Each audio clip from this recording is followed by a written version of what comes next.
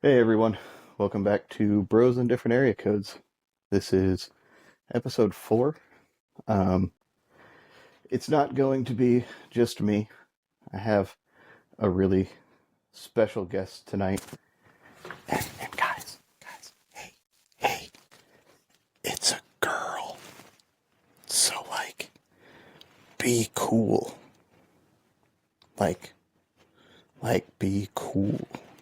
'Cause it's not a bro. It's a whole lady. And I don't know, I'm nervous too. Maybe. It's like a whole ass lady and stuff. I don't know what to do. It's weird. Because it's bros in different area codes. Not like bros and ladies in different. I don't know. Anyway. Welcome back. Sorry it's been a minute. Had a lot of things going on in life and this kind of got pushed to the side. But I'm back. I'm going to be recording again. And without further ado, I will introduce my guest who can come in now. That's a lady. My wife. It's a whole lady. And I'm not sure. It's not true. This is my wife. This is Jessica Collins, aka the pink-haired oils lady, aka my wife.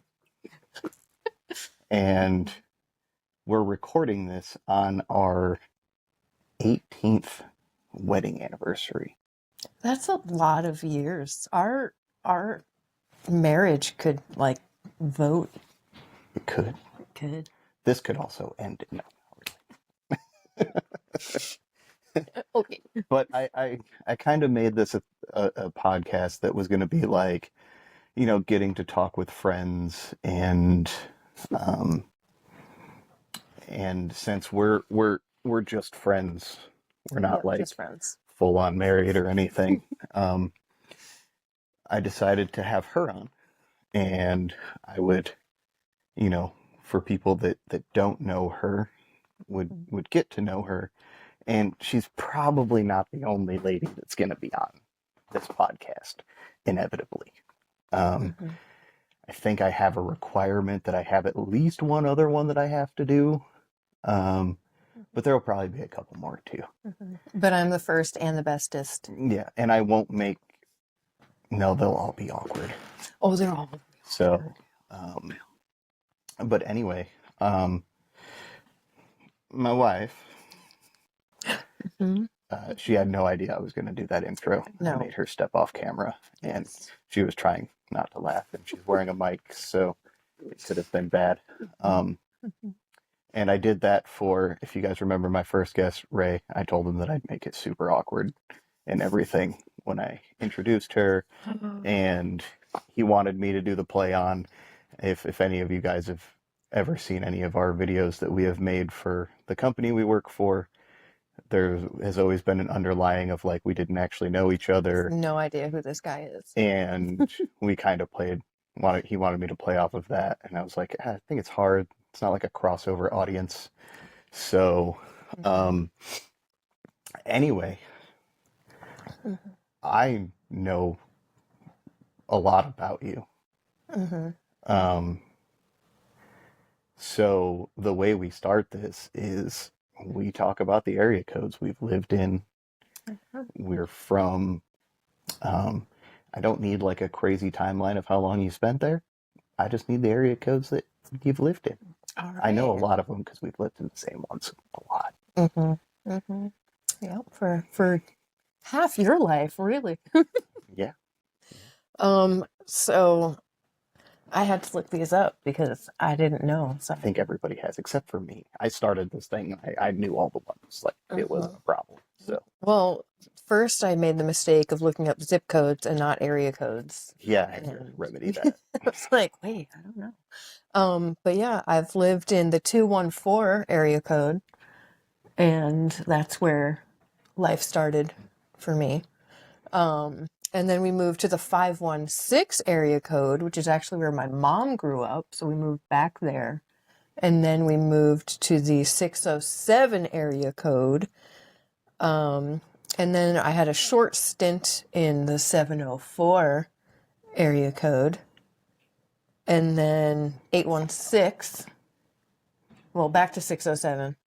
Then I drug you to And then 816. yeah, 816. And then we weren't there super long. 3 years. And then I think it was more like 4. 3. It was 3 or 4. 2015 to 2018. Okay. That was 3. And then the 678 area code, and now we're in the 470 area code. Yeah. Yeah, which, again, North Georgia. So I guess you can kind of start off. I have everybody kind of give like a little backstory of growing up. You I know, did that. some of you gave area codes. I mean, saying them sometimes is like, I don't know. I kind of judge it off of like, look them up. It'll be a surprise where people are from. But your life started in Texas, Yes. Yes. which cool. And I don't sound like it, but No, but neither of us sound like we're from New York either. So no. fine. Yes. We have what did Draven call it? A non-denominational accent instead of non-regional dialect. Like that was what he was looking for. So a non-denominational accent because I don't sound like I'm from Texas because I didn't live there for super long, but I was definitely speaking in complete Southern sentences. And my mom, who grew up in Nassau County, all right, so Long Island, where all the lawn guys go to live. And I think the first time I said, "Mama, don't whoop my butt," she was like, "We are moving back to New York. Like we're done. I'm not raising a Southern child." And then we moved back into my grandparents' house, so the house that my mom grew up in on Long Island. We were there for a little bit, and then she accidentally, she didn't. She was looking at like realty magazines because back then that was a thing. And she saw this house, and I mean, they had the outside of the house and inside pictures and all of it in this magazine. And mom fell in love with the house and was like, "Where is this house?" And they're like, "Oh, we're so sorry. That's a misprint. That's actually 5 hours away." So we moved to that house 5 hours away just because my mom saw pictures of it in a magazine accidentally. And we were in that house for a while. I don't know, till I was 14. And that was in Horseheads. That was in Horseheads, New York. Yes. So we went Leg from is so white. you are Sorry about that, guys. yeah, just your naked leg. I have pants on. He totally has Kind of. pants on. Yes. So many pants you're wearing. So we moved to Horseheads, which nobody had ever heard of. Like No, and it sounds bad. it's horse Horseheads. And so my dad was a mail carrier in Texas. He was a mail carrier on Long Island, and then he was a mail carrier when we moved to Horseheads. But there was literally 2 blocks away, there was a post office, but he could not get a spot there. And so apparently nobody ever dies or retires from that post office. So he was working at one about, how far is Corning from Horseheads now? Like 30, 20 minutes. like 25 minutes. Yeah. So he was working in Corning, and he was working there for probably 6 or 7 years when he was delivering to a house that was for sale, that he was like, to my mom, "You need to see this house. Like the woodwork in it is beautiful," because my mom is a woodwork addict. Like she loves woodwork. And so she saw this house. This house was built in 1872. 1872. Welcome to New York. And nothing was plumb. Like the floors all slanted and the walls all like were warpy and wavy. But she loved the woodwork, and so we moved there, and it was a duplex, and I was a 14-year-old girl who was like, "This is absolutely trashy."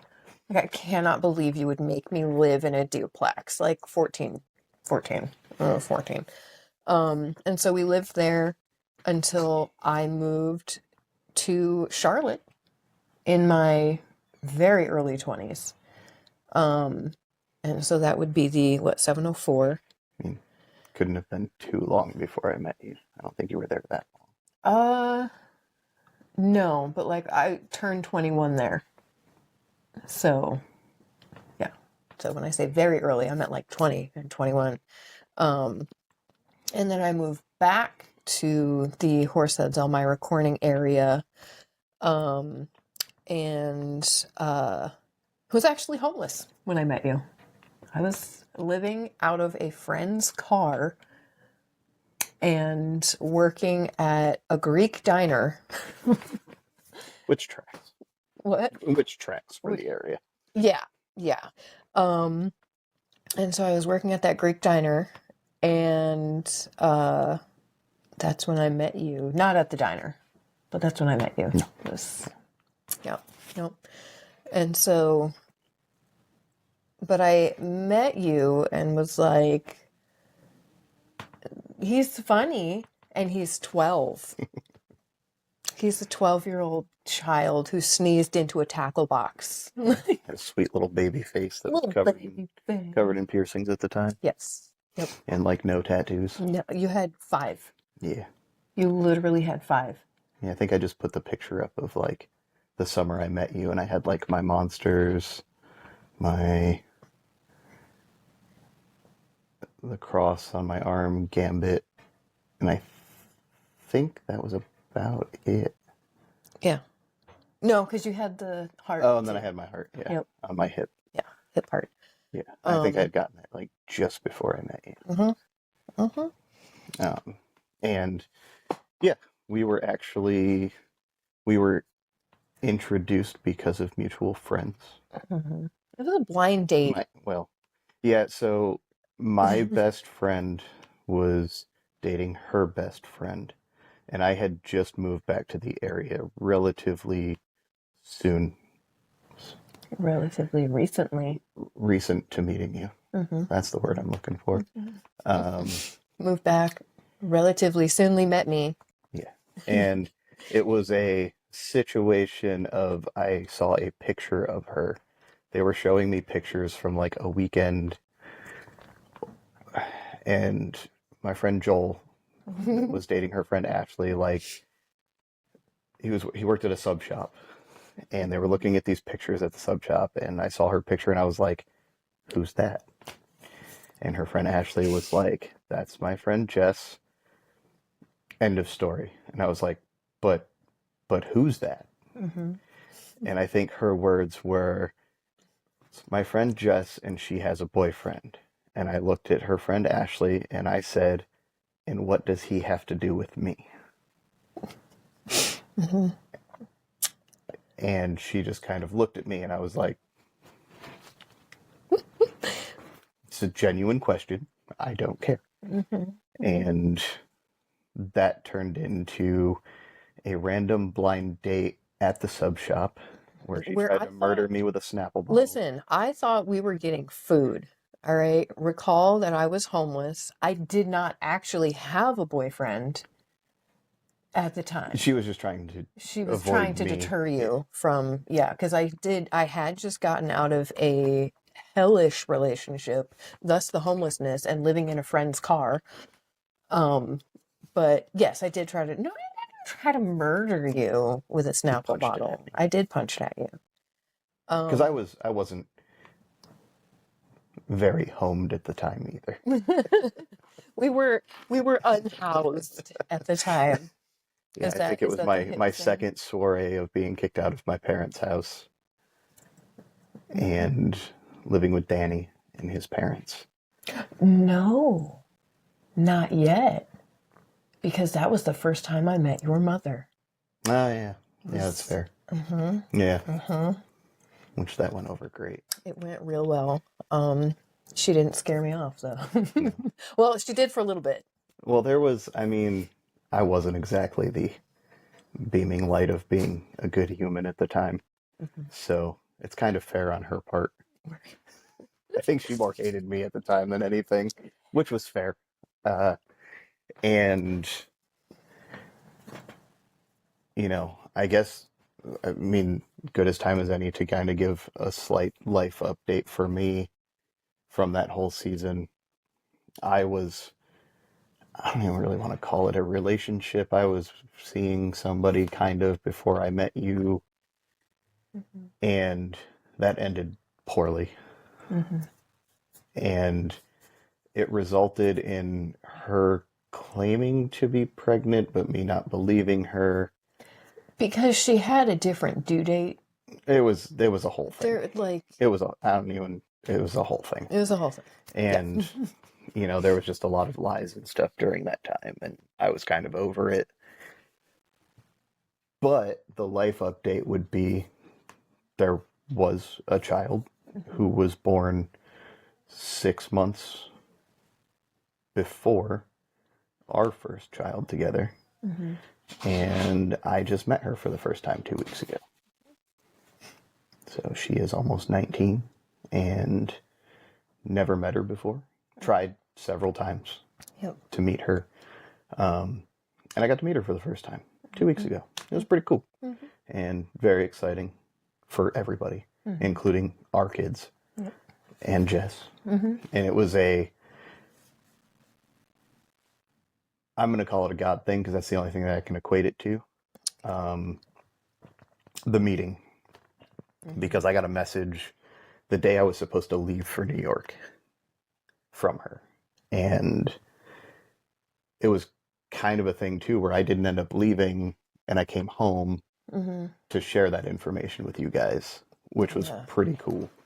And, I met her that week and she didn't even think that it was going to be that quick, but good timing. It's like, hey, I'm acknowledging that you exist.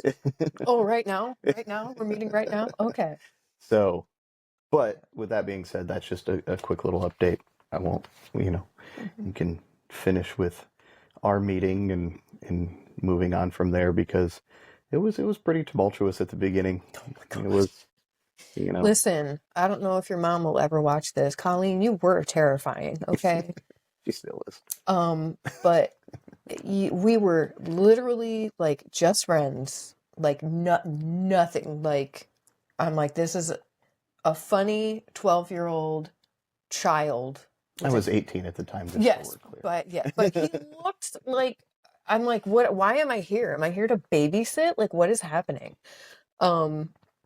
But you called me because I had my friend's car, and you were like, can you help me get my stuff out of my mom's house? And so I was like, absolutely, when? And you were like, tomorrow or whatever. And so I called and I'm like, is Derek home? And she's like, no, he is not. I was like, okay, I'll call back. And then I called again a couple hours later and I'm like, hey, has Derek gotten back yet? And she's like, no. Like, okay. Like, I'll just wait. And then you called me back and you were like, hey, I'm home. Like, can you come help? And like, Danny was there, something. It was just like, I think it was just me and him because I was moving all my stuff to but his. you like walked there or something. Like, you needed I think a he was car. meeting me there later because he Okay. was at work. But at this point, you had an idea maybe that somebody was pregnant, but then it was like, yeah, no, because of that would be a dog wagging, because of the like the dates weren't Timing, lining all up, that the stuff. timing wasn't lining up. I know that due dates can change, but not to those extremes. And so you were like, never mind. But like I said, we were just friends. I just happened to have a car and be able to help this poor infant child leave his mother's house. And she was sitting out front, seething, just so mad. I don't even remember why she was mad at me at that time. She was mad enough to kick you out, and then I she remember was what I did. also mad at me for helping you get your stuff. Like, this was supposed to be a punishment for you and you weren't supposed to take stuff. I don't know. And so I'm there and I am like, I do have the RBF, but I'm also like, I'm friendly and I'm bubbly and I get out and I'm like, hi, are you Derek's mom? And she's like, yes, I am. And if he gets another girl pregnant, blah, blah, blah. And I'm like, we are just friends. Like, I barely know this guy. There is no impregnating happening. Like, I just got out of a terrible relationship. I had actually just had a nearly life-ending miscarriage because my past was also squirrely. Let's say squirrely. Was it Good squirrely? word for it. It was squirrely. And so this was in May of 2006. Maybe. So I was still physically recovering from a miscarriage that I had had with a horrible human being 2 months prior that had almost killed me. Like, legitimately, I was in the hospital. Like, I had to have so many units of blood. Like, I hemorrhaged and nearly died. And so I'm like, I would never, like, I sassed back at his mom, and I'm pretty sure I left. And then you called me back. Like, my mom left. Can you come back? And I was like, she said this, and I am not dating you. Like, you need to set the record straight. Like, no, ew. Like, I do not feel like that about you. This is gross. I cannot believe you would tell your mother this. Like, what is wrong with you? It's like I didn't. And you didn't. It was just, she was angry. She was an angry She was lady. rightfully angry. Yes, but like, what did I do? Like, I just came into this like fresh-faced, what's going on? Hi. And she was like, I hate you and the horse you rode in on. And I was a little bit taken aback. And so, yeah, I helped you get some stuff out of her house and over to Danny's house. And then, we hung out. But again, it was a little bit against my will because you just showed up everywhere I was. Well, and a lot of it was based off of like Joel and Ashley still like hanging out and stuff, and I think I just ended up like just being there. Yeah. Because I was just hanging out with him all the time anyway. Because I had just moved back to the area too, so it was like me like hanging out with friends that I didn't see for a few years, and it was the summer of all Z graduation. Everybody parties. graduated, Yeah. so I dropped out of school the November before everybody graduated, and when I came back, it was like graduation party season, and it was very strange for me because when I moved back, I wasn't partying at the time. That ended quickly with partying. Like, got back into it pretty hard. I spent the summer that I met her, I spent intoxicated most days. Yeah. Yeah. So a lot of us originally hanging out and stuff was usually me quite intoxicated.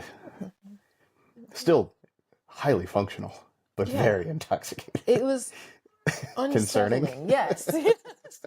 Because it was like nothing really changed. Like, my personality didn't change. Like, if anything, I just got friendlier. Yes. So, he was a very friendly drunk. Yes. Very, very friendly. And like, and there was always there were certain situations we had. Like, I remember going to tags for like the 80s night or whatever, and an entire hockey team wanting to fight me because I wouldn't shake a guy's hand. Yes. And me having zero care in the world that an entire hockey team from Ohio wanted to fight me. Like, no reaction. Yeah. No, nothing. Because I didn't want to shake the dude's hand. I was just like... Well, he was also super drunk.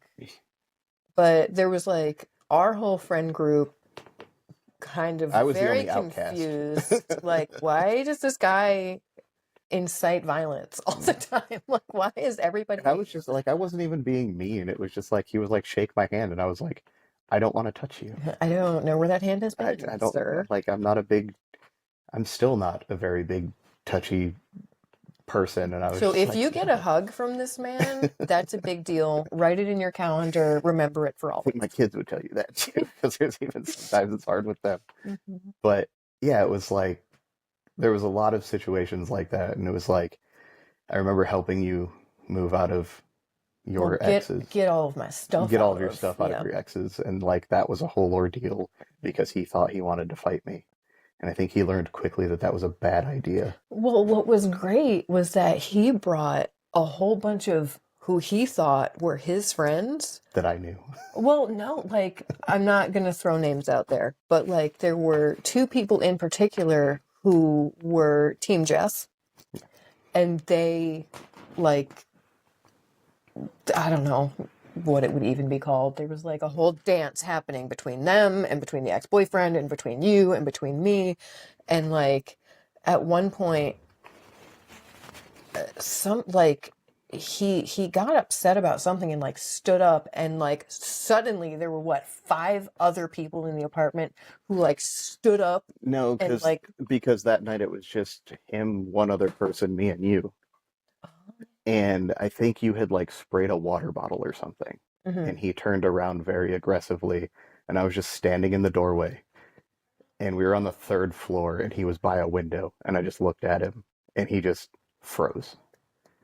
And at the time, I was nowhere near No, my size now. you're just as strong I was as like 140 pounds, but like quite scrappy, I mhm. will call it. But I think he knew like real quickly that it was going to be a bad idea. Mhm. And I think there were so many circumstances after that where it was like him thinking he wanted to fight Mhm. and realizing that he actually didn't. Yeah. There was the night at the diner where Mhm. him and like 5 people showed up, Yeah. and I was like, have him stay there. Mhm. And it was just me and Danny. Mhm. And we showed up and everybody was gone. Like, and it was like, well, I mean, this is pointless. Yep. And, it was, and then there was the night with another one of your exes at the bowling alley who, uh, again, I wasn't doing anything, but he was like, I'm going to fight him. And I was like, okay. Like, if you insist. And I had zero reaction. He was super aggressive, and I I was was just, so mad at nothing. and I was just like, I mean, if this is really what you want to do, like, I guess, but uh, I'd okay, rather bowl. yeah, I'm here to have fun. Like, it was so ridiculous, and you know, I'm a very, and at the time, like, I had gotten out of like fighting at that point in my life. Mhm. I was like, I don't, it's not fun anymore. He's a lover, not And a it was also fighter. like, now there's like more consequences to fighting. Mhm. I was Because you were 18, an and it was actual like, adult, yeah. I did pretty good about not ever getting a record for anything, and I was Mhm. trying to keep it that way, which I did. Mhm. So it was like, I don't, and like all of these times too, like we weren't even dating yet. So I was like, I'm not fighting over a Some girl that I'm just hanging out with. Like we're not even dating. Mhm. And then there was, so I do have a tattoo that says just friends Okay, on but my that arm. was, we That was were like, dating. yeah, so we had started dating, But here's the thing. You asked me out so many times, and you said, and I said no every time because I was like, no, like I like you, I guess, but like I don't know. Like I just got out of a relationship. You are a literal child because I'm 3.5 years older than him. And like again, when we first met, I was thinking this is a 12-year-old. Like you don't even have a and it was funny because I was brand new to a lot of people. Like Mhm. I had my friends that knew like some of your friends and stuff Mhm. like that. So I was new, like not to my friends obviously, but everybody around you and stuff. And there were certain like for some reason there were a few crossover Mhm. people in there. Like how And I it don't, was high school and stuff but for like I me. don't understand how we did not run into each other because Yeah, we're tattoo running in shops like the same circles, we're going to the same tattoo shops, we're hanging out in the same places, but never at the same time. yeah. Like I don't know. And so you had to see a picture of me laughing like a hyena Yeah. with like all of my teeth showing. Let's be honest, it was her butt. That was not even in the picture. That wasn't in the picture. You can't start there. It was my smile. But no, like you kept asking me out and I kept saying no. And then you said, fine, you're going to have to ask me. And my answer, I think, was that will never happen. That's just too charming. Like, that will never happen. No. And then my friend who was loaning me the car had to go to either like Alpharetta or Marietta or somewhere in Georgia. Georgia. And he was like, hey, I need my car back for like a week or two. I'm going to see my mom in Georgia. Everything I owned was in that car. I was sleeping in that car. Or in a storage unit. Like, what? Or in the storage unit. But like, I was like, can I come with you? Like, you're taking my house. And he was like, sure, like, I'll go with. And so we went to Georgia, and I think I talked to you like every night. every single day. We were texting all day. You were still working for the roofing company, and we were texting every day. You were probably getting in trouble because we're just texting all day. And I'm just like, oh my gosh, I miss that. Like, I miss him. And I like him. Ew. Like, what is wrong with me? He is an infant. And I finally, like, I was like, I'm coming back. You know, where are you going to be? I drove through the night from Georgia to Elmira, New York, and got there Woke me up like on a couch. it was like 5 o'clock in the morning, 6 o'clock in the morning, and I woke you up. I didn't even make it to bed that night. I was on the couch. Yeah, he was still up apparently, but yeah, I then I asked you out, and you said yes first time because you're a sucker. So I'm easy. you don't play hard to get. You're like, yes, absolutely. And then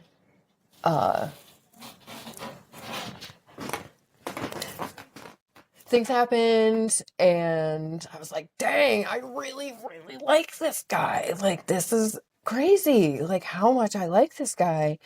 And, you know, I was obviously not living how I was supposed to be living.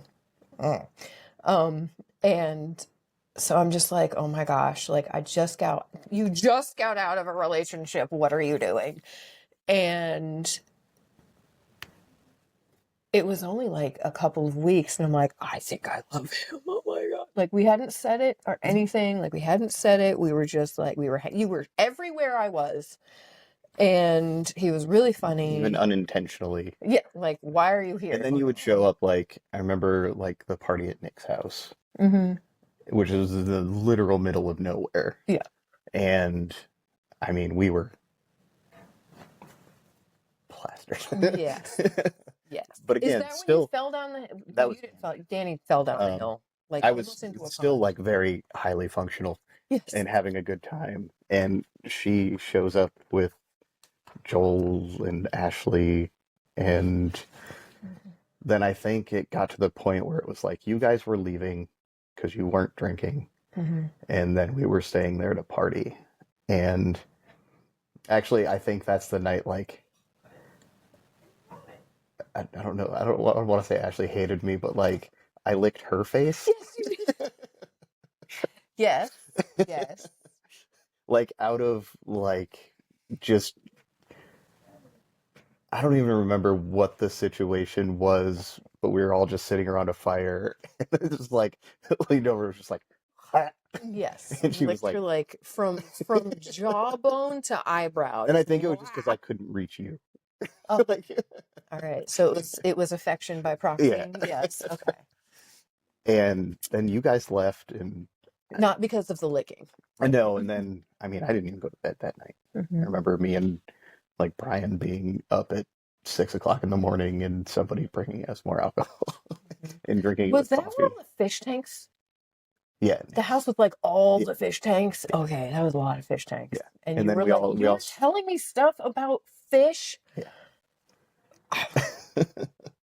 Okay. I knew way too much about You this knew at way the too time. much about it. Was like saltwater tanks, and you can't put this fish in with this fish, or this fish will eat that fish, and like these fish can be together, but they're not because of different temperatures. Like you, And there was, yeah, and I mean, then, I probably should have known then that you were heckin' autistic. well, a little bit. That's A lot of ADHD going on. Fish and rocks and drinks. Yes. But there was, and I mean, that went into the just friends thing. After, Because yes, you called me up and you were like, hey, I really need to talk to you about something. And as somebody with anxiety, hey, we need to talk. Started that off early. And so you brought me to an ice cream store. What is it, Kelly's Corner? Or like, yeah, Kelly's Corner. You're like, I think this is moving too fast. And I think I just want to be friends. That didn't last very long. So on the outside, I was absolutely fine with that. You were probably like disappointed at my lack of response. I was just like, okay, all right. And inside, I'm pretty sure there was weeping and wailing and gnashing of teeth because at that point, I realized I loved you. Like, oh shoot, like this is a really important person. He's like, I just want to be friends, and I'm like, okay. And then I enacted my revenge. Yeah. Well, that was like the 80s night and the all of that, like into that. Yeah. So tags is like, what is it, 18 and up? For the 80s night, yeah, it was 18 and up. And like they don't even do it anymore. Like, well, yeah, but like it was 18 and up dance party. If you got like wristband or a stamp or something, you could get alcohol. Otherwise, you were just there to dance.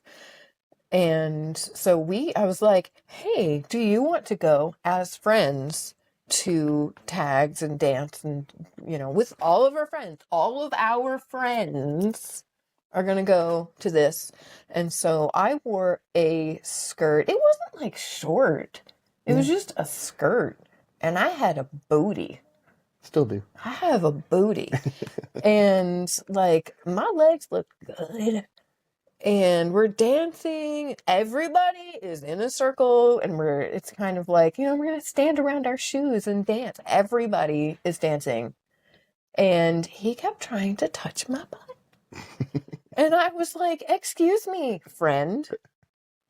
Friends do not touch other friends' butts. And I'm like, Ashley, do I touch your butt? And she's like, no. Oh my God.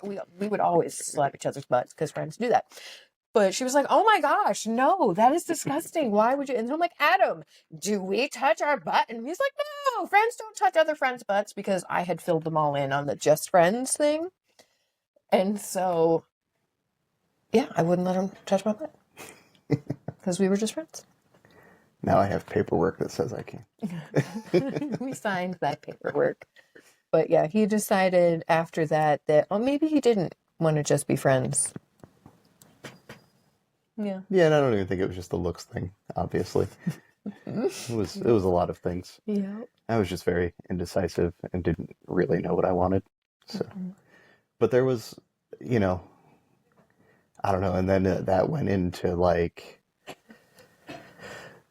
moving in together very early because we had to. Well, we were both unhoused individuals, like, and working several different jobs for me, and and then you getting pregnant.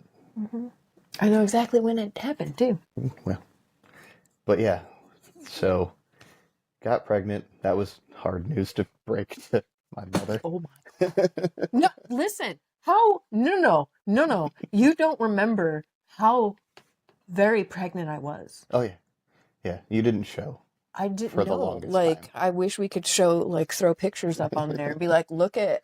I was 6 months pregnant before we even told her. Yeah. So, and but we saw them weekly. Yeah. But we were living together, and excuse me. At the time for me, like, I was an atheist, and you were starting to get back into your walk with God and stuff. And I was like, I'm good. I'm good over here. But so I guess to backtrack a little, because I had met your parents. Oh my gosh. Gosh. The first person I met from your family was Matt. Yeah. And that was like instant. Oh my gosh. People probably thought we were together, not me and you. Yeah. It was very instant, like brotherly connection. And then I went to your parents' house for dinner, Mm-hmm. and you were like, all right, so Just so you little know. backstory, like for your mom, and she was like, my dad's probably not gonna like you. And I'm not saying dad is unfriendly. Because he's not, but it's somebody dating his daughter, his only daughter. Yeah. So there's that. Yeah. And then she's like, I also have two other brothers. They're younger. Like Andrew's not that far off of me. Mm-hmm. Chris is. Yeah, he was 11. Yeah, probably. Yeah. He was 11. And so you're like, just know it's gonna be like awkward, It's going to be and so I was uncomfortable. pierced and tattooed, and I probably showed up wearing a band t-shirt and tight Most jeans. likely. Yeah. And she was like, we'll see how it goes. Mm-hmm. And it was instant, like Andrew and Chris were like, cool, a guy who doesn't suck and is Yeah. actually talking to us and hanging out with us. Yep. And for me, it was like, well, I never had, like, I'm the baby in my family, so I never had younger brothers. Mm-hmm. And so it was easy for me to just kind of connect with them. And then your mom was pretty indifferent, I think, at first, Mm-hmm. which is fair. Mm-hmm. But I remember sitting at the dinner table and your dad cracked a joke. No. You cracked Oh, a joke. I made a joke at, it might have even been at like your mom's expense or even your dad. Right. I said something, I can't even remember what I said, but your dad laughed. And everybody goes, what? And like looked at dad because he has a great sense of humor, but it's like an internal sense of humor. Like he doesn't laugh out loud at a lot of things. Like it really has to get him. And I got him. So Got him. and then Everybody was like, what? and after that it was just it was very easy. Yeah. And then there was, I mean, it probably wasn't much longer after that because we were already like together and Yeah, so we were together, we were pregnant, we were engaged, and mom was pissed. I'm just gonna, yeah. and then but there was an invitation of, hey, come to church with us. Mm-hmm. And I was like, I don't do that. Yeah. But out of respect, I went. And I guess just for the good look of it, I'm like, I guess You're like, I got your daughter pregnant. I get along with you guys enough. And I think it was also I do believe your mom put it as, you got my daughter pregnant so you can come to church with us. Yeah. Yep. Or you're sleeping with my daughter or something, you know. So maybe. I don't know that she would have put it that crassly about church. But I think she did though. well, no, because once you've slept with my daughter, you're no longer a guest. Yeah. That was later. That was later. But yeah, you said no for a really long time though. Yeah. But it wasn't even like insistent pushing. It was just kind of always brought up. You should. It was an open invitation that you were reminded of often. Yeah. And not like, you need to go. But like I said, I had a nearly life-ending miscarriage before I met you. Like, Yeah. and then, oh yeah, because your wife was a hoe. I had also, right after that, gotten pregnant again, but I didn't know who it was. But I had never had a Let's not put it that dating- harshly. It was like me and one other person. Right, well, It yes. wasn't like there was a... But because I didn't know how far along I was, so I was like, I don't know how far along I am. I don't know whose it is. I don't know. Not like you and 15 other guys.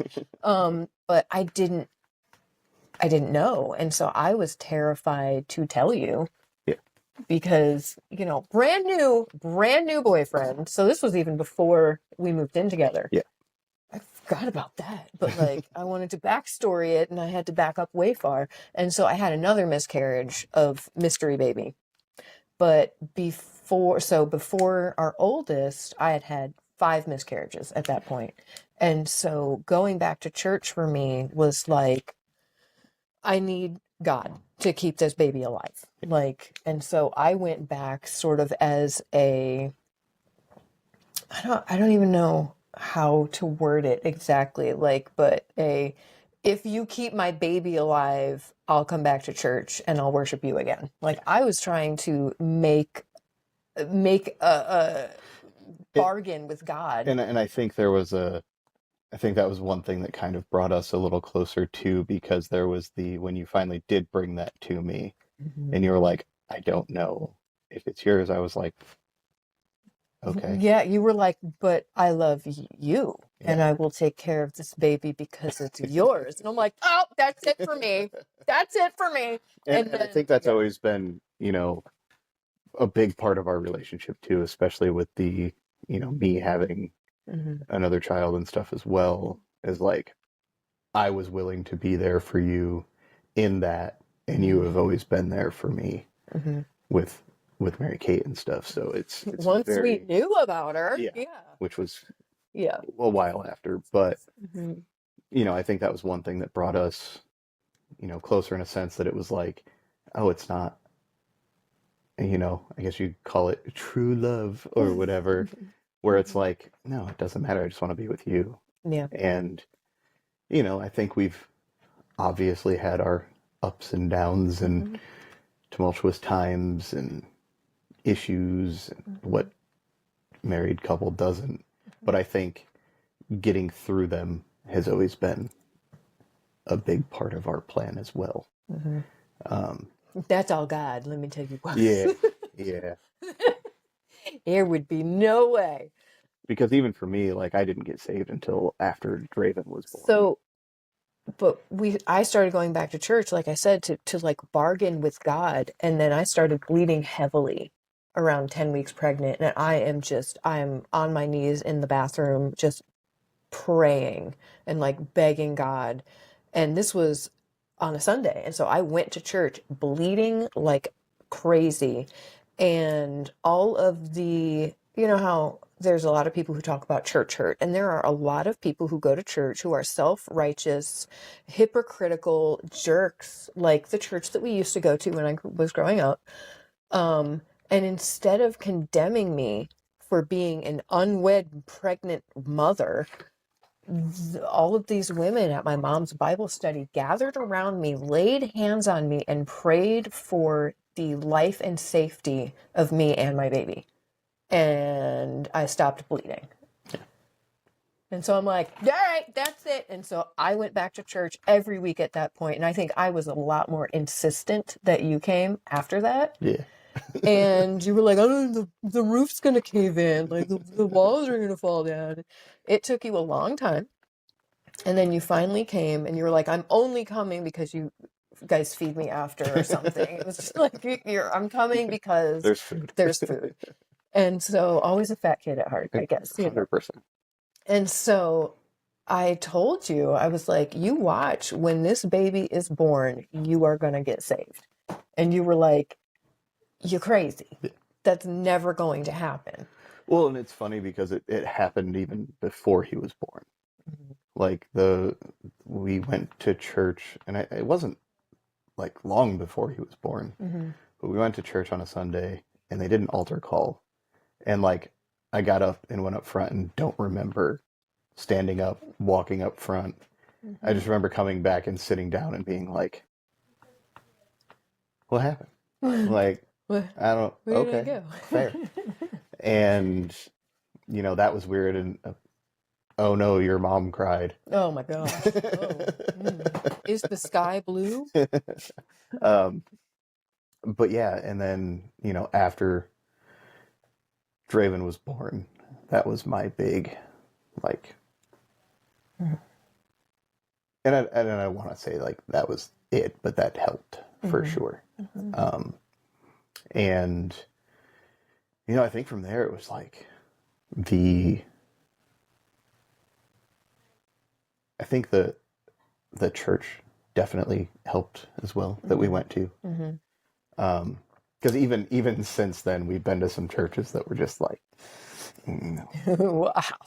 You people need Jesus. But we went to like the church they went to in New York was, or I guess we went to. It's a big church. It's yeah. So it was strange to me that like there was constantly people every time I went there that would come up and say hi to me and remembered me, and that was strange.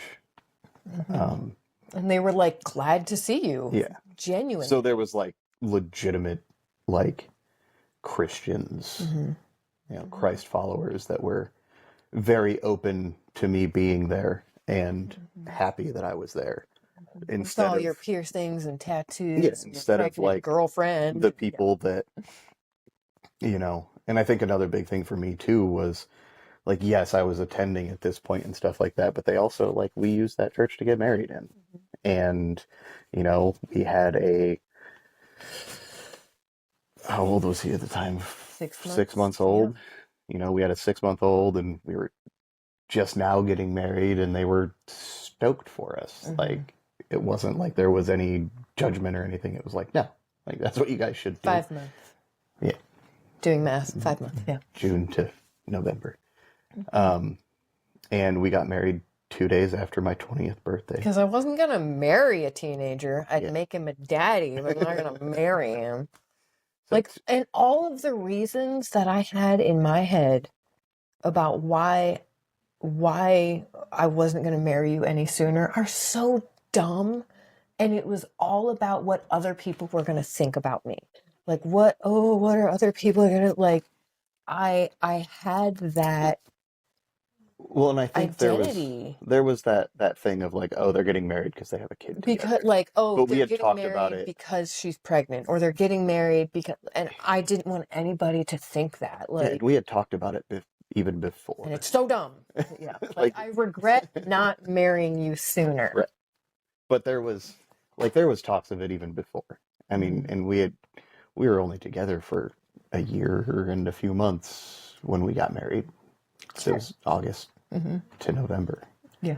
of the following year. Yeah, but so it was like you proposed to me on our 3-month anniversary, and then I was also 8 months pregnant on our 8-month anniversary. Yeah. So you can remember all that because I won't. But I remember our anniversary because it was 2 days after my 20th birthday, and it's easy math. So pretty girls don't do math. Pretty girls don't do math. But like, yeah, that was crazy. That because it was all of the what are other people going to think? Who gives a crap? Yeah. And I think I never had any of that. Like I didn't care. I was like, no, I want to spend the rest of my life with her, and I was like, I don't care what other people think. I still don't. But yeah, And I mean, I think there was a lot of people who were very like, oh, this isn't going to last. I will not name names, but someone very close to us gave me a hug during our like reception line and said, I give it 6 months. Yeah. You want to know who that was? I know. Okay. So, And, but yeah. 18 years later, Yeah. I think we've So 17 years and 6 months later, I think we've done all right. we're going okay. 18 years, 5 of our own children, buying a house in Georgia, 5 dogs, 5 rabbits, chickens, 5 chickens, and just a fairly fulfilling life, I would say. We've done all right. We've done all right. We're not wealthy. We're not monetarily. I was just gonna say, like, not with money. If we could replace a septic tank with love, But it's the reality of it is it's like we've never, like, our bills are paid, kids are happy, they're fed. It's we've got our things in there that have been very tough. One of them was me getting sober. And that was a big thing. that was a big thing. Yeah, that was a big thing. But I mean, I've discussed that. That's Yeah. everybody's heard that story at this point. Mm-hmm. You know, if you go back and listen to 2 episodes ago, I explained that in pretty big detail. Mm-hmm. But yeah, I think there's a lot of things like I don't know. We moved halfway across the country in 2015 Yeah, we did it twice. out of Oh, in when I was 37 weeks pregnant with number 5 Febu- through a blizzard February of 2015. We in left New York Ohio.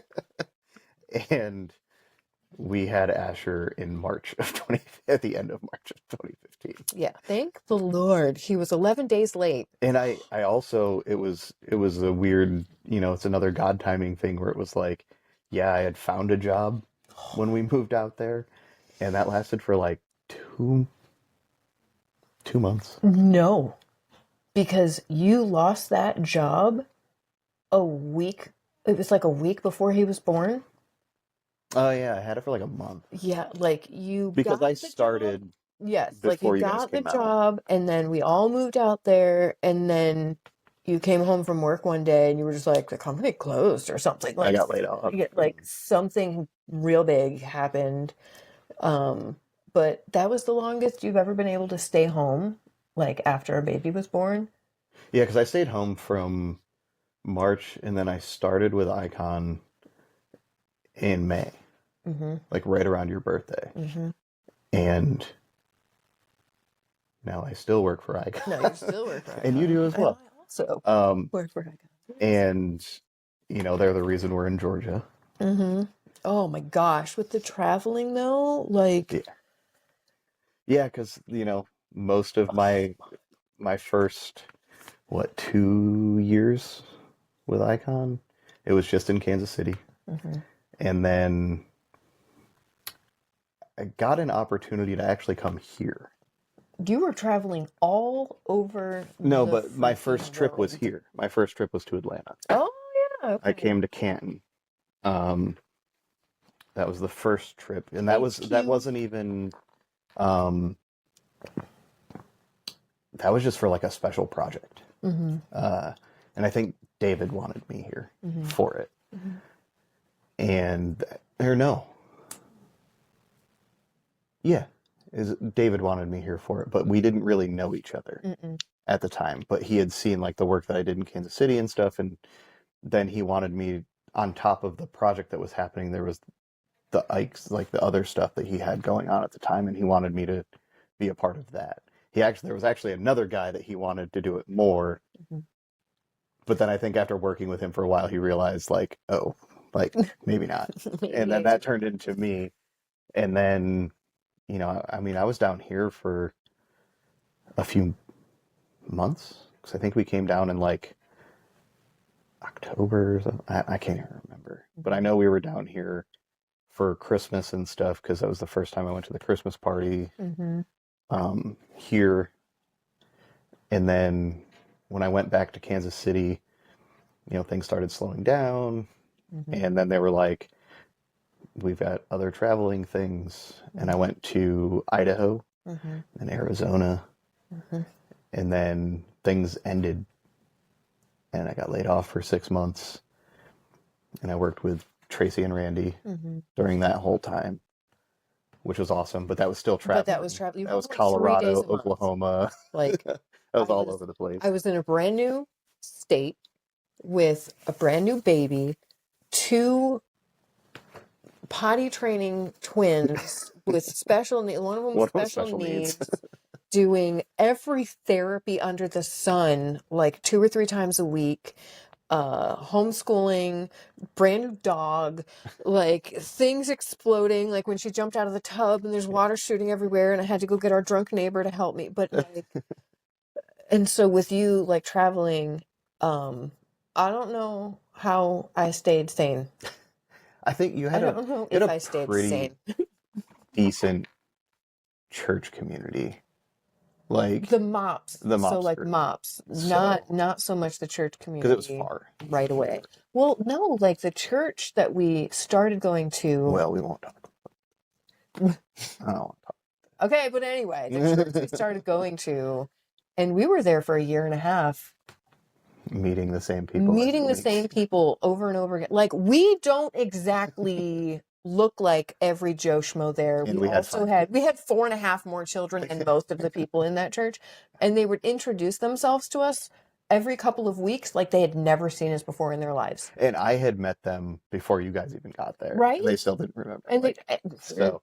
And so But then you had found I found Impact. a MOPS I found a MOPS group, and that's how I found Impact. Yeah. But I found a MOPS group, so moms of preschoolers, and I went to that and built me a little community and like the homeschool groups and all of that. And I think the crazy part about that is like I was barely ever at Impact. No. Because I was traveling. Nope. And I still like not people I talk to, but like social media friendly still from people with people from that church. Because they kind of rallied around us. Yeah. Like big time. Yeah. And the kids. Yeah. Which was a big thing for us. Oh my gosh. Yeah. That was like the biggest thing is they really rallied around the kids, especially with me not being there and everything. So with you not being there and Eden not eating. Yeah. She was losing weight, and so a sweet friend of mine with 10 kids, Eden was so comfortable there with her husband and with all 37 of the kids running around, and dogs and cats everywhere, and she would eat at their house. And so every once in a while, Dell lunches, every once in a while, it'd be like, Jamie, can you feed us? Like, can we come eat there? I will bring this, I will whatever. Like, I'll bring loaves of bread. You could even make the same things they made at the house and Eden would still be like... she wouldn't eat it. Like, it had to be at their house. And so they helped her overcome what could have been really dangerous when Derek was traveling, that she just was like, nope, I don't want to eat that. Do you want ice cream? Nope, I don't want that. And so, yeah, to have people rally around you and like hold you up when you were traveling. Yeah. And then I was around for a little bit, like a little bit more when I got laid off. But then I started traveling with Randy and Tracy, and then 6.5 months of being laid off, I got a Facebook message from David that was like, hey, can you call me? And then he was like, you want to go to Kentucky? I was like, yeah, actually, fine, I guess. Like, does that mean I'm back? And yeah, so, and then inevitably that turned into him and I getting super close, and him being like, you know, ultimately my goal is going to be to have you move to Georgia. And I was like, I guess. That's a later problem. But yeah, you were in Kentucky 16 months. Forever. 16 months. But it would be 3 weeks on, and then I'd be home for like a long weekend. And that was it. And then there was some other traveling in there. There was Florida. And then in between like traveling, it was like coming to Georgia and like trying to find a house for us. Well, first David was like, do you want a desk job? And you were like, yes, where? Wait, let me ask my wife. And so you called me and you were like, hey, how do you feel about me getting like a desk job? And I'm like, yes, where? And so you were like, Canton, Georgia. I'm like, sounds great. I'm in. When are we doing that? And this was in June of 2018. And you were like, I won't be brought into the office until January. October. January. Yeah. And so you're like, I won't even be brought into the office for a trial run until January. So we have time. Like, we have a year probably. They wanted to give you like a trial of being in the office. Can everybody else stand to be around you and see if I liked it? And see if you liked it. In the field so much. And then, like I said, that was in June. And then, what was it, July? That he was like, just come on and try it out. Yeah. And so did you stay with them? No. Okay. I was staying in a hotel. And then, like, occasionally I just go stay at their house and hang out with them. But I was staying in a hotel. I was working in the office and still, like, occasionally going out where I was needed. And then October of 2018, we packed everything up in Kansas City, moved to Canton. That's cute. Well, It's you a guys cute packed. way of saying I came to drive the truck. I packed up everything. But we did it in a small U-Haul. Yes, yep. As We opposed left to the big behind one. so many things Yeah.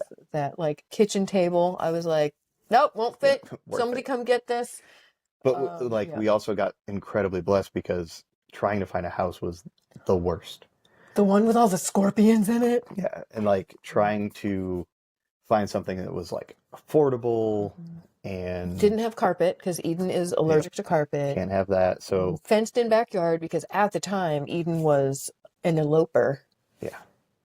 Well, and just like we wanted space for the kids and found like the perfect house. Well, firstly, it was nothing. Yeah.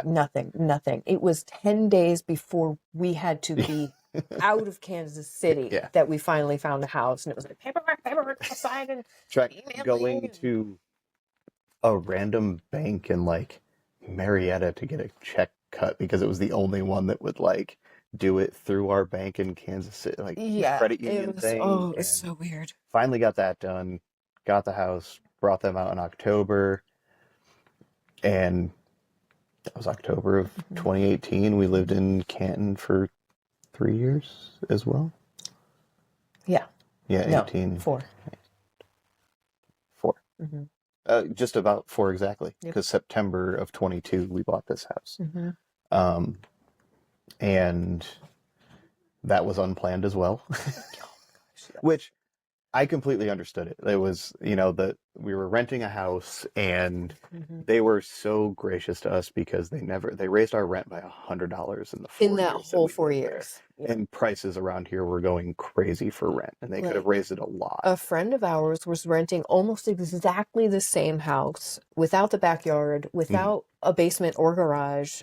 They could fit one car in their driveway and they were paying double what we were. And they were in like a community. We lived on a dead end road, like with good neighbor. Like we didn't even know the neighbors, so I'm going to call them good neighbors. Yeah, they were great neighbors, kept to themselves.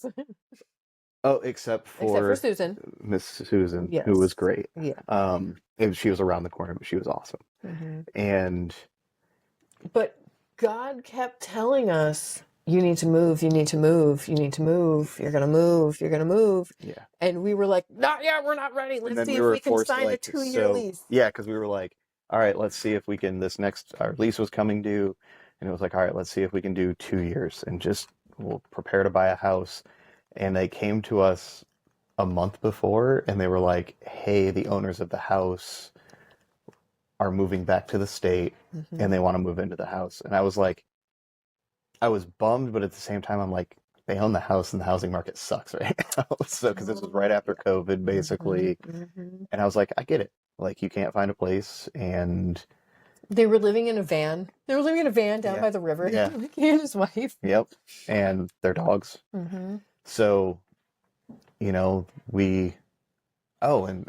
even tell, like, it took us a long time to find a church when we moved here. Oh, gosh. Yeah. We tried, we church shopped for a while. From October to January. Yeah, and we tried a different church every week. We tried a different church, except for when we were on Eden's wish trip. Yeah.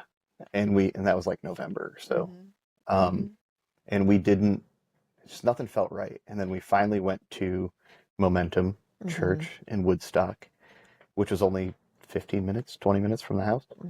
And it was the only church that we went to that after service, we picked the kids up from, kids' church and all of that. And we asked the kids how they liked it. And they were like, oh, we loved it. It was great. And we looked at each other and we're like, are we coming back next week? Heck yeah. And they're like, yeah. All right, cool. And, that started we've been at Momentum ever since. But the first week so we had just been to a church that had laser lights and like smoke machines and I was and like, absolutely not. People doing backflips during the worship set. And I was just like, no. Why is this a performance? And then when we dropped the kids off at Momentum and walked down the hallway, it was like laser lights. And I'm like, great. And then I realized as we're sitting there And I was like, I really actually really liked, the style of worship that they did, and the pastor was preaching some fire, like, and the laser lights did it again. And I'm like, oh, it's a malfunction. We can go here. It wasn't on purpose, laser lights. And it was the only one that felt right, because it was literally, we looked at each other and it was, so we're coming back. Yeah. Yep. Yeah. And that's turned into, we went there for a while, and then we bought this house, and that she was on the worship team, Like, and we were involved. I was involved, like, and me and Pastor Ross have a fun relationship. We got bromance going on. And, and even the other pastors and stuff, especially with the kids, and, I think it's still, even today, like, we see them and they're like, we miss you guys. And but that turned into us, buying this house, and for 2 years it was an hour and 15 minutes one way. For 2 years we drove.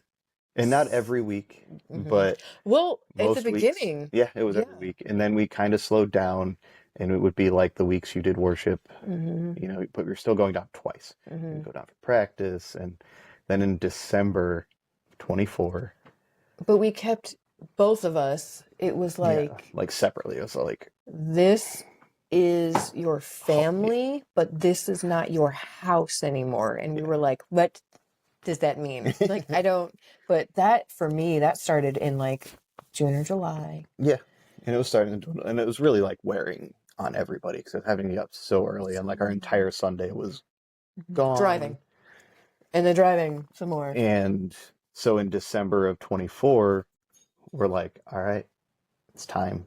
We weren't even going to go to like the Christmas service. It was like 2 weeks before the Christmas service. And we were like, we go in, and I think everybody could kind of see it. Yeah. And that was the last week that I led worship there too. Like, so, I got up and I led worship, and I knew it was the last one, and that was really hard. I didn't even tell anybody else. And we were bummed. And so we go, and we, I find Pastor Ross, and I'm like, hey, listen. And I started getting all teary-eyed, and I'm not a very emotional person. And he's like, what is happening? Like, what's wrong with your face? Why is it? And so tell him, like, hey, last time we'll be coming. We haven't even found another church yet. We've tried a couple, and it's not great. It's not going well. Yeah, because we are not. Yeah. And so, love you, can't be one. We tell him, and then pretty sure he was like, suck those tears back up. Like, suck those tears back into your face. That ended with a story of, hey, we have an opportunity in Jasper that we might be taking to get another campus. And then church plant out there. They were like, we're actually getting ready to fast on it, and our next, the following week, it was going to be during their meeting that they're going to make the decision. And I think the next day after their like board meeting or whatever, we got a call. Ross called me and was like, hey, we decided we're going to do it, and it's pretty unanimous that we want you guys to be a part of it. And I think he called you as well. Yeah. Called you as well after he called me. And that was like, I think his last thing to me was just like, pray on it and let us know. And it was like, no, that was our answer. Yeah. Like, that wasn't even like, where did we go? And it right there. And it's crazy because it's not even like it cut down the drive. Like, it's 40 minutes. But like, it's not out of the way. It's like a place that we would go for like Walmart. Yeah. Or, so. Because we live in the boonies. Everything's, Walmart in either direction is 30 to 40 minutes. So, or, any other like Home Depot and stuff like that. It's 30 to 40 minutes in either direction. So it's like, oh, that's a place we'd go anyway. So that works out perfectly. And it was immediate. And I wasn't even going to like join the worship team. We were just going to go. We were just going to go to this church and be in it. And I was the same. It wasn't even like, I wasn't preparing for like any sort of extra leadership or anything. It was like, no, but I'm going to be involved from the very start. So like the first work day and Mm-hmm. everyone thereafter I was at, and Yep. dropping Dropping pianos on my pianos. foot, Yep. stopping me Mm-hmm. from going to nationals. And Mm-hmm. um, Well, not everybody can be like, I dropped a piano on my foot, because not everybody can lift a piano. so, but yeah, and then that turned into, you know, you immediately getting put on the worship Yeah, team. listen, I did not join the worship You were team. forced, I was, arm yes, twisted. yes. And Like, then, they wanted me to do buildings and grounds, hmm take the leadership over that, which I wasn't I wasn't even thinking of or anything. It was like, I guess whatever they need me to do, I'll do hmm it. hmm And then that also went into me developing a great relationship with our campus pastor, hmm who we had talked, but it's Yeah, not like we were close, no. you know, And you were always like, kind of like that guy, like, but you never really talked. yeah, because we never really had a reason to. Mhm. Like there wasn't. You were never like, good job Well, because they were talking. they were over like he was over the journey groups and stuff like that, and we Right, we weren't able to be involved at the because we time. were so far. Yeah, Yeah. so there was never like we would talk on occasion and stuff, but that inevitably turned into us getting close, and then we spent what 4.5 hours together or 5 hours putting chairs together Okay, yeah. at like unprepared. Because were they not delivered on a Saturday? I can't remember if it was a Saturday. No, it was during the week, I think. It was a Friday. Yeah. Because it was like, church is happening. We have to get No, these we still chairs had two together. weeks, but it was still like we thought they were coming fully And assembled. they were not. We pulled them off the truck. Like they happened to show up. I think it was just a day I stopped there,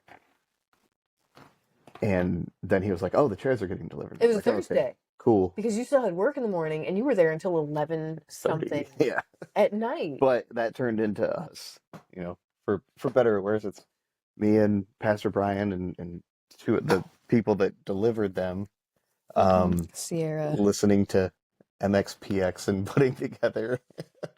So we got to bond over MXPX and putting chairs Call together. that trauma I bonding. think that was one of our biggest bonding times. Like we had obviously started talking and stuff before that, but really bonded over that. And then, you know, coming for full circle now, it's like, we had our soft launch in August, Mhm. and we have our main launch coming up in January. I may or may not be here for that. Mhm. Um, Calendars are hard, guys. yeah.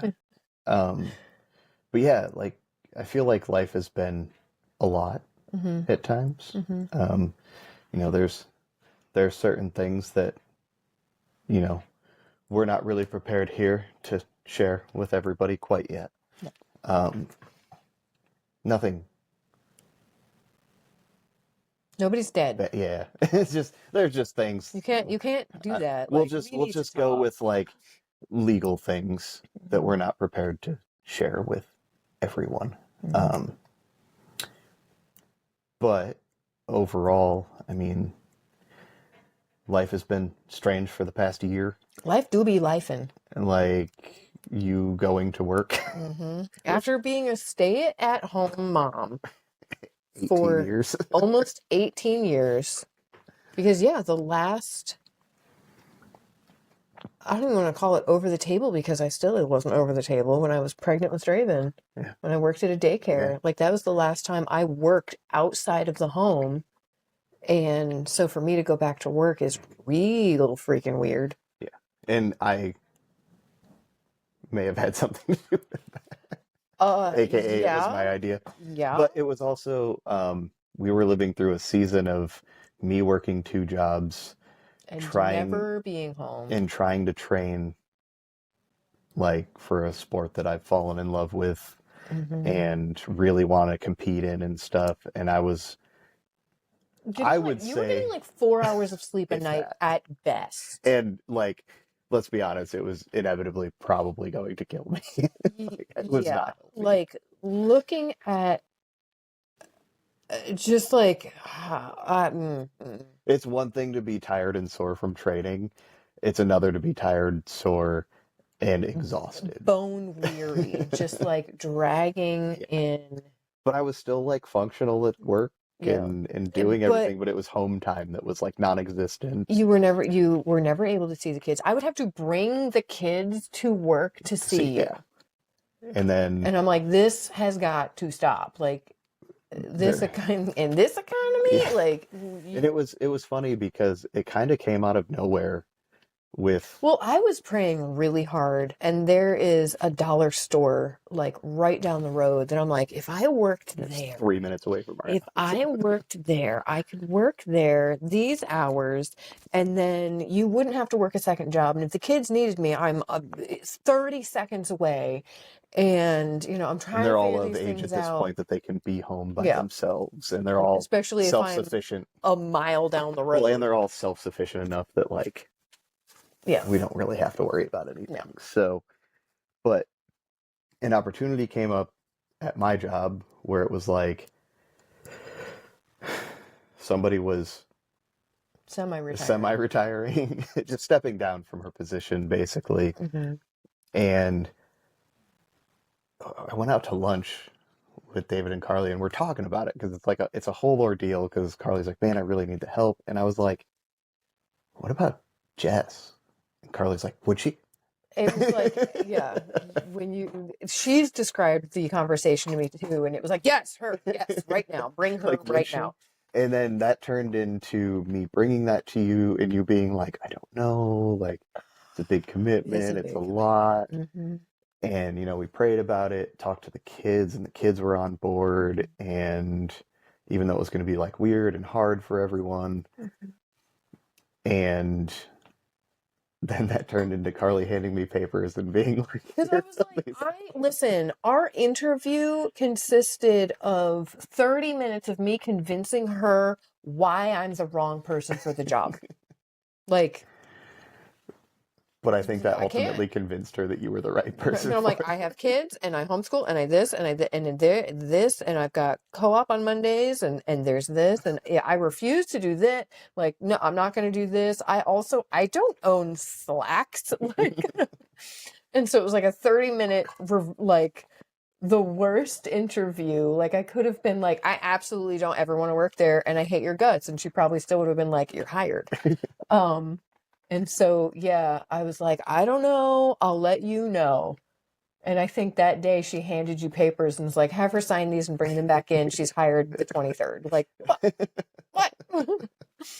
So, And I mean, it's obviously been like a learning curve, and I learned things about Excel spreadsheets that I never wanted to know. I still don't want to know them, and I know them. but it's been a year now, and it's been a lot.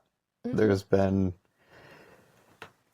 I don't want to, there's been really good things that have happened since Like, that starting. lights stay on. I do enjoy those. Food. Food is great. I'm home more. Yes. Yes. I mean, that obviously is the best, but have more time for training, which is awesome for me because I have one hobby, and it's got to be an expensive one. I mean, You got a trainer, you've got supplements, got my you've coach. got gym fees. Terrible of a human coach. He tortures me. But screw you, Denny. Canadians are supposed to be nice, Denny. Yeah. You channel all your anger into geese and send them here.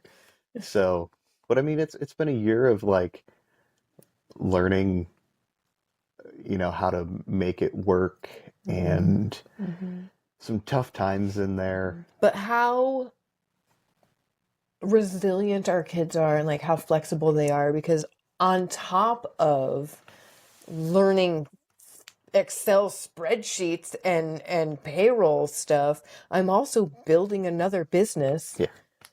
And I was like, children, here's the thing. I can either do this or I can do this and still cook dinner every night, or I can delegate some of these things out. And they came up with the schedule. Like, they're like, we will cook dinner these nights and you guys cook dinner on the weekends. And so I'm like, okay. So that's literally turned into our children 5 days out of the week are taking shifts cooking dinner.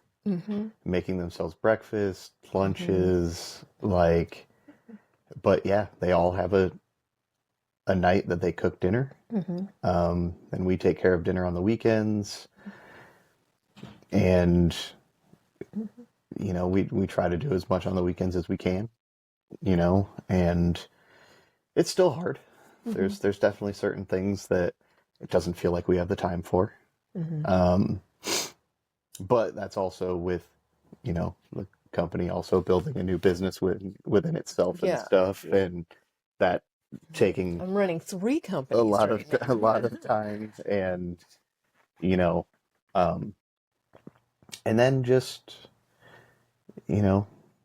overall, it's like it doesn't seem like we have time for stuff like outside, but we spend a lot more time together because it's like there's even the work time for us. It's like, we're still there, and we have the kind of split schedule where you take some evenings, I take some evenings, and we're at the office, but like we're able to be with the kids.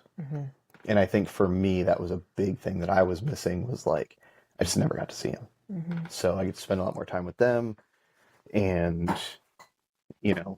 there's just a lot more family time, like, especially on the weekends. So, Weekends. and that's Weekends a big are thing. ours again too, because when you were working 2 jobs, I was working on the weekends. You were working on the weekends. Like as much as you could pack into Saturday and Sunday, you would. And yeah, so we've got our weekends back, and I do appreciate that. Yeah. And I mean, one of those days for me, usually on the weekends, is, being gone for a little bit of time. I'll go clean the church on Saturdays, but usually at least one of the kids will come with me and give me a hand. And then, Sundays after church, a lot of times it's strongman training.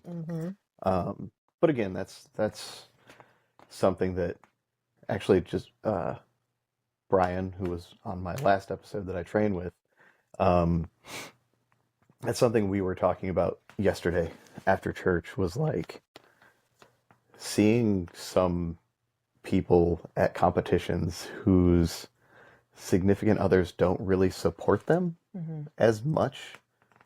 It doesn't seem like they support them as much in competing and stuff like that. Like, I think we're both very thankful that our wives You guys' wives are awesome. are very supportive and like our completely absurd endeavor into a strength sport that I don't know, is fueled by autism. And Listen, if there was something smarter that gave you as much happiness and didn't leave you sitting as an obese alcoholic, go do that thing. Like, go do that thing. I do not care if it was like, have you ever seen the hobby horse people like that ride like the fake I horses. don't care if you did that. I don't care if you did synchronized kayaking with Brian, okay? If it made you happy and healthy, you go hobby horse, honey. I mean, it's like the only other thing that would probably bring me even remotely as much joy is like cars.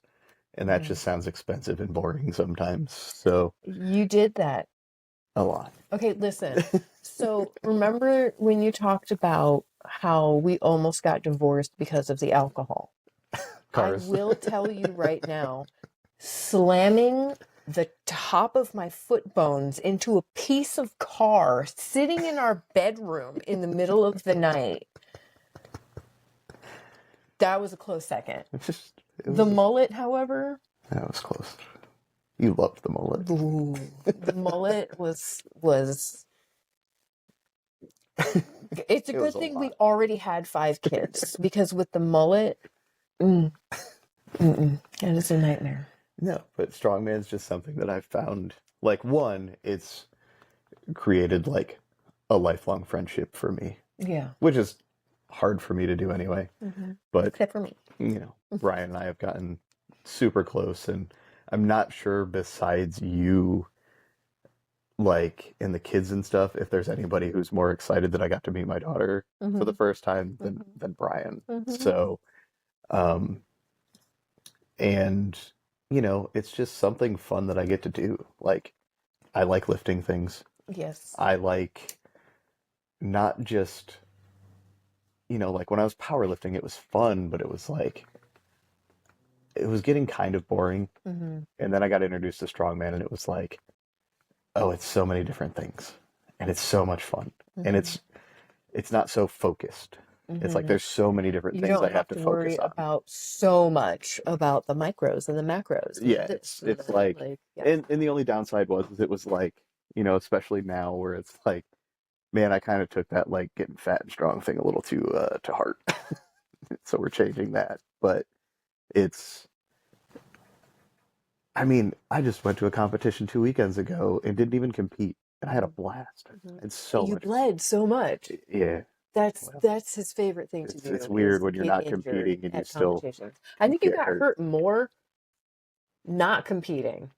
Well, I tore a callus off, so that's why I was bleeding. And But then you clipped it off in my kitchen with nail clippers. I needed to go, and I didn't want to rip it off. Well, you could have gone into the bathroom or something. Like I turned around and you're like flap of skin. I'm like, oh God. Like, You can thank grenade groups for that. yeah, I was.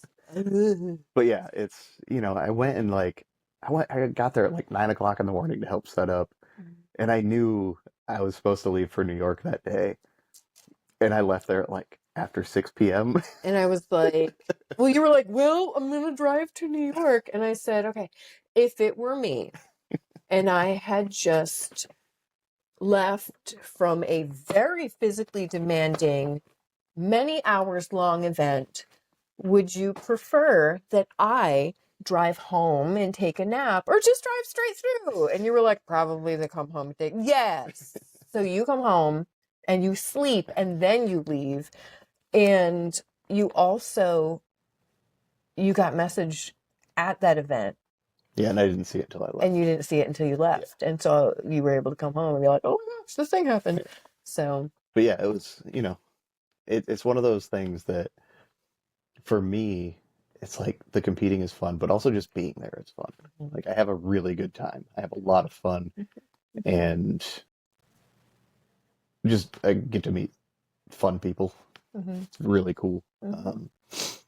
And it's nice that like, you're very supportive of me doing it, even if I'm sure a lot of it is discomforting for you sometimes, like the things that I have to do. When you were doing an event in a gym in LJ, and my uncle had just had surgery for his bicep. Well, that was powerlifting. Listen, so. but the bicep, his bicep was here, and then his bicep went away. You picked something up, and then you grabbed your arm, and I'm like, oh God, like he's either having a heart attack or his bicep tore. And I was like, ah! And it was something tore, like you had a bone spur or something that was had like a calcium deposit that was tearing my bicep. Yeah. And so it technically was your bicep tearing, but not like off. Yeah.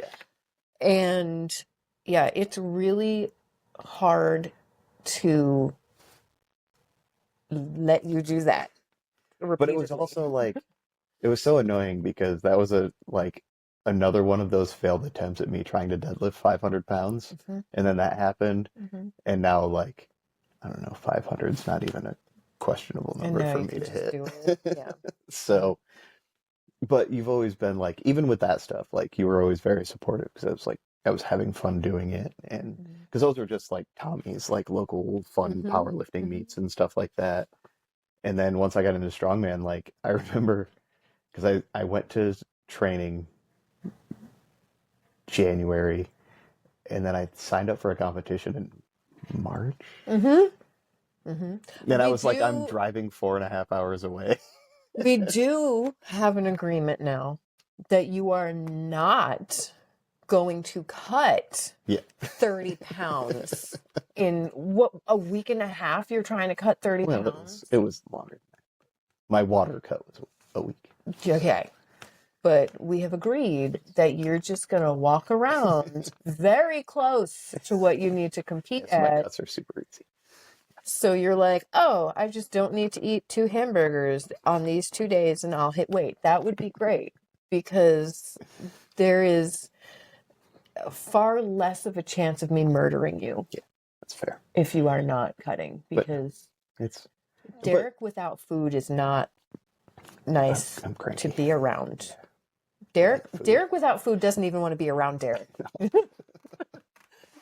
No, but like my first competition, it was like, hey, I signed up for this thing. It's 4.5 hours away. I've got to go get a hotel. It's be the first one I ever do. I'm probably not going to do well. Mm-hmm. And, but that was cool for me because I got introduced to like the Bernhardts while I was there. And they've become some of my favorite people in the sport. And I met other people there that I still see at competitions, like Logan and stuff like that. So there's, just those connections I've been able to make. And now I see these people at all these other competitions locally and everything. And now it's like, I don't know. I haven't competed since March. I'm kind of taking my time now went a little too hard at first, where it was like, oh, maybe I'll compete 3 or 4 times a year. And now I'm like, I don't need to do that. I'm too old for that. I am. Yeah. I'm getting old. And, also that turned into certain things like, getting hormones figured out and all that as well, which is finally going in the correct direction. But, it's just nice that you've been very supportive in me doing it and not giving me a hard time about, going to the gym. And I've always been really thankful for that. And that was one of the things, like I said, Brian and I talked about yesterday, was just like, because like him and Joanna, it's the same thing where she's like, it's kind of scary to watch you compete and some of the stuff that you, and I was like, well, yeah, like, look, Jess and the kids have come out to a bunch of my competitions now, and there's a lot of times you can't even find Jess because she's not even there, like watching some of the stuff we do. It's like, oh, okay. But it's the fact that you guys are there is important, and you are supportive in it, where it's like, it's not just like, oh, I can't believe I'm here. Like, why am I here? I don't know. Maybe to support your husband. Something he enjoys doing that's like not so scary and dangerous. Bad. Yeah. Like I could be doing so many worse things. Right. And you could be doing so many drugs. Yeah. Instead. Could still be drinking. And now I just have another sober friend that occasionally when we get together we drink NAs. Lift rocks. Yeah. So, but yeah, I mean, we've talked for quite a while. It's almost like we know stuff. Yeah.